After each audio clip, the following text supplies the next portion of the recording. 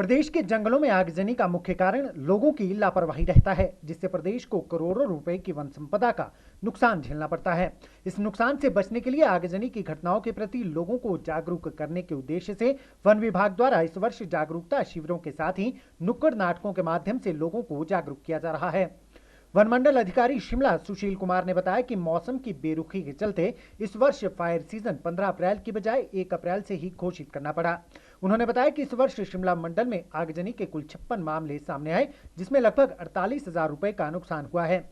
उन्होंने कहा कि फायर सीजन को देखते हुए इस वर्ष विभाग द्वारा किसी भी तरह की आपात स्थिति से निपटने के लिए पहले ही टीमों का गठन कर दिया गया था, जिन्होंने आगजनी की सूचना मिलते ही मौके पर पहुंचकर हर तरह की स्थिति से निपटने में महत्वपूर्ण भूमिका निभाई।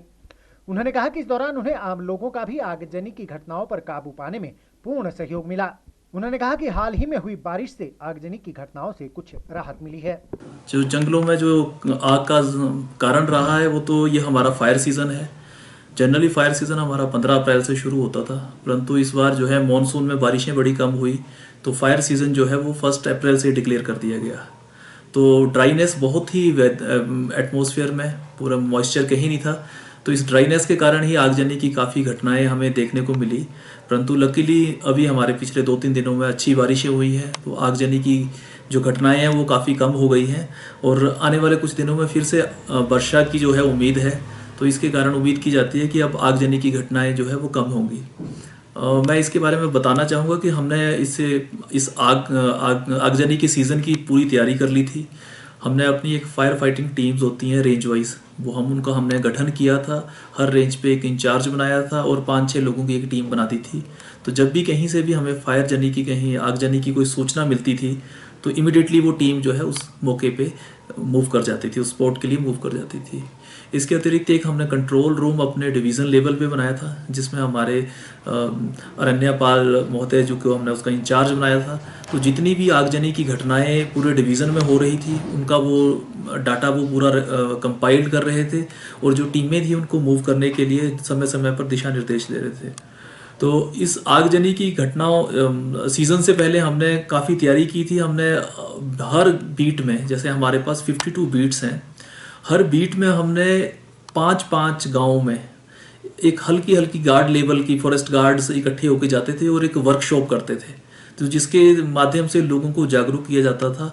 तो लगभग हमने 125 के करीब ऐसी जो है वो वर्कशॉप्स या जो, क्योंकि कोविड के कारण हम ज़्यादा लोगों को इकट्ठा नहीं कर सकते, तो हर गांव में जाके फॉरेस्ट गार्ड ने सबको जागरूक किया इस आगजनी के बारे में। इसके अतिरिक्त हमने एक नुक्कड़ नाटक करवाए हैं। तो 6 हमने ऐसे नुक्कड़ नाटक कराए हैं जो हमारे कलाकार होते हैं, लोकल कलाकार होते हैं, उनको इसमें इन्वॉल्व किया ताकि वो गानों के माध्यम से और स्किट के माध्यम से लोगों को आगजनी के बारे में बता सकें और लोगों से आह्वान कर सकें कि वो इसमें वन विभाग का सहयोग करें और इसको कंट्रोल करने में हमारी मदद करें। और इसके अतिरिक्त मैं बताना चाहूँगा कि हमने फायर सीज़न में हमने 2 गाड़ियाँ हायर कर रखी हैं, जिस पे हमने हर गाड़ी में 2 पानी की टंकियाँ लगा रखी हैं 1-1 हज़ार लीटर की, जिसको हमने एक टुल्लू पंप के साथ अटैच कर रखा है। ये गाड़ियाँ हमारी रोड साइड पे मूव करती रहती हैं, क्योंकि शिमला में टूरिस्ट काफ़ी आता है, तो काफ़ी ज़्यादा घटनाएं जो है टूरिस्ट के कारण, नेग्लिजेंस के कारण भी हो जाती हैं। तो हमारी कोशिश ये है कि जो रोड साइड के साथ में हमारे जंगल लगते हैं वहाँ पे ये पानी का स्प्रे करते रहें।